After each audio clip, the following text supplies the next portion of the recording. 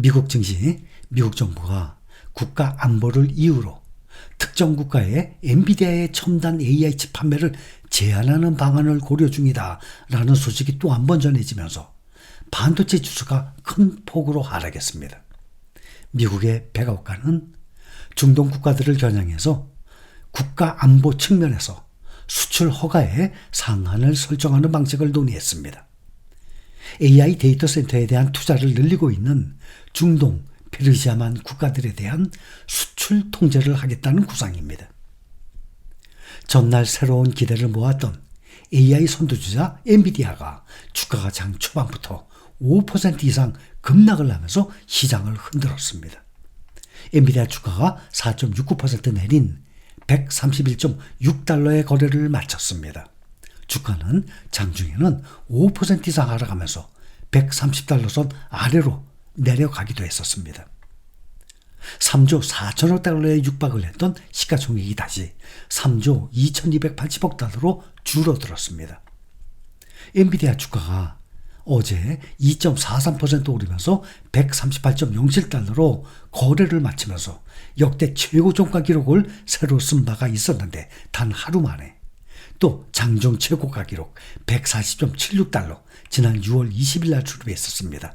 이것까지 깰 수 있을지 관심이 쏠렸었는데 이렇게 ASML에 예기치 못한 소식 또 중동에 판매를 제한할 수 있다는 그러한 소식에 분위기가 달라진 것입니다.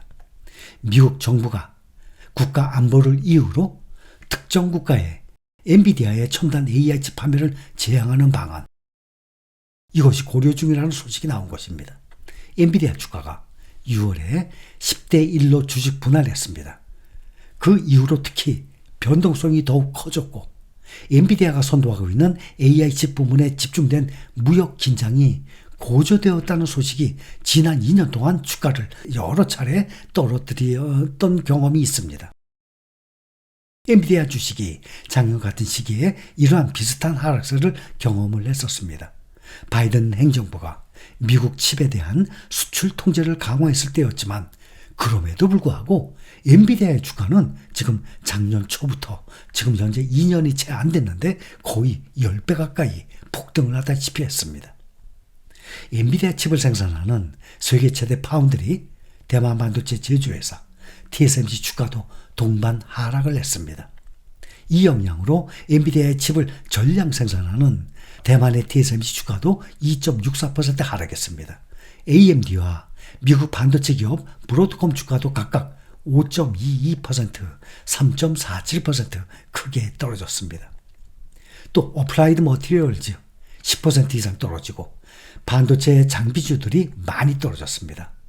암홀딩스도 6.89%까지 크게 떨어졌습니다. 이렇게 반도체 관련 종목들로 구성된 필라델피아 반도체 지수 오늘 5.28%나 폭락을 했습니다.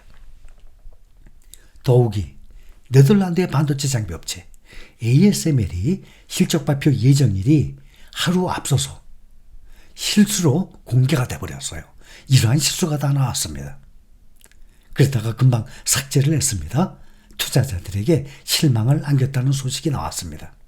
반도체 업계의 이른바 대표적인 슈퍼을로 불리는 네덜란드의 노광장비 업체 ASML의 실적이 발표 예정일보다 하루빠른 현지 시간의 15일 자체 웹사이트에 일시적으로 노출되는 사고가 발생했던 것입니다. 반도체 노광장비 제조업체 네덜란드 ASML의 실적이 하루 앞서서 유출이 된 가운데 수주와 매출 전망이 예상보다 극히 부진한 것으로 나타나면서 유럽과 미국의 반도체 주식이 일제히 폭락을 하다시피 했습니다. 원래는 16일에 실적 발표가 예정돼 있었는데 하루 앞선 15일 자사 웹사이트에 3분기 실적 보고서가 잠시 게시가 되면서 시장에 유출이 됐던 것입니다. 현재 이 회사 홈페이지에서 이 자료는 삭제가 된 상태입니다. 그러나 이미 다 퍼진 상태죠. ASML은 3분기 자사 반도체 생산 장비 주문이 시장 전망의 절반에 그친 데 이어서 내년 전망 역시 어둡다는 평가를 내렸습니다. 내년 전망이 어둡다는 것이 큰 하락 요인이었습니다. ASML에 따르면 3분기 매출은 74억 7천만 유로로 전년 동기 62억 4천만 유로에서 무려 20%나 더 올랐어요. 주당 순이익이 4.01 유로에서 5.28 유로로 31%나 증가했습니다. 하지만 3분기 순예약이 26억 유로에 그쳤습니다.